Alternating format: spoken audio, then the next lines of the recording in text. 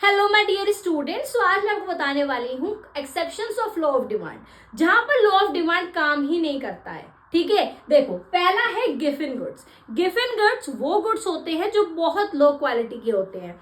वो कितने भी सस्ते हो जाएं लोग उनको नहीं खरीदेंगे क्योंकि वो सस्ती क्वालिटी के होते हैं। ठीक है, तो गिवन गुड्स में भी वही गुड्स आते हैं जो लो क्वालिटी के होते हैं, तो यहाँ पर लॉ ऑफ डिमांड काम नहीं करेगा। ठीक है, so second is status symbol goods.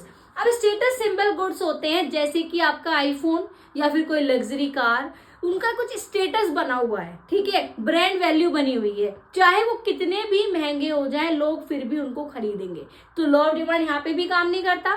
ठीक है, चाहे एक चीज घटती है और दूसरी चीज बढ़ती है, ठीक है, तो यहाँ पर तो वो काम ही नहीं करता। भाई पैसे बढ़ रहे हैं लेकिन फिर भी लोग खरीद रहे हैं, तो यहाँ पे तो लॉ ऑफ डिमांड काम ही नहीं करेगा। तो स्टेटस सिंबल ऑफ गुड्स भी one of the exceptions of law of demand. Fear of shortage. अब एग्जाम्पल के साथ बताऊं, अगर आपसे कहा जाए कि कल से पेट्रोल की भाई शॉर्टेज होने वाली, तो आप क्या करोगे? पहले ही लेने की कोशिश करोगे। ठीक है, सो फियर ऑफ शॉर्टेज में आता है बेटा कि वो गुड्स आप पहचाए वो कितने भी महंगे आज के टाइम में, लेकिन आपको पता है कि आने वाले टाइम में उनकी शॉर्टेज होने वाली है, तो आप उनको पहले ही खरीदोगे। तो ये होता है फियर ऑफ शॉर्टेज। ठीक है, चाहे कितने भी महंगे हो फिर भी खरीदते हैं। Fourth is fashion related goods. अब जो चीज फैशन में है, ठीक है भाई, जिनकी इनकम अच्छी अफोर्ड कर सकते हैं, तो भाई पैसे कितने भी बढ़ जाएं उस फैशन की चीज पे वो फिर भी खरीदेंगे। जो आज के टाइम में ट्रेंड में है लोग वही खरीदेंगे। ठीक है, so fifth is necessities of life. अब देखो आपकी नेसेसिटीज लाइफ में क्या है, मतलब आपका खाना पीना। ठीक है भाई, कोई भी दाल है, दाल के प्राइस कितने ही महंगे हो जाए आप खरीदोगे।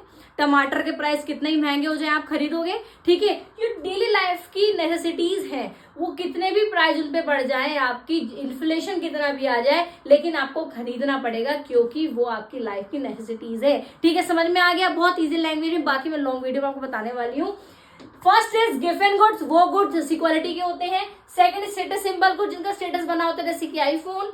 Third is fear of shortage, आने वाले टाइम में उस प्रोडक्ट की शॉर्टेज होने वाली है इसलिए पहले से ही खरीदते हैं डर से।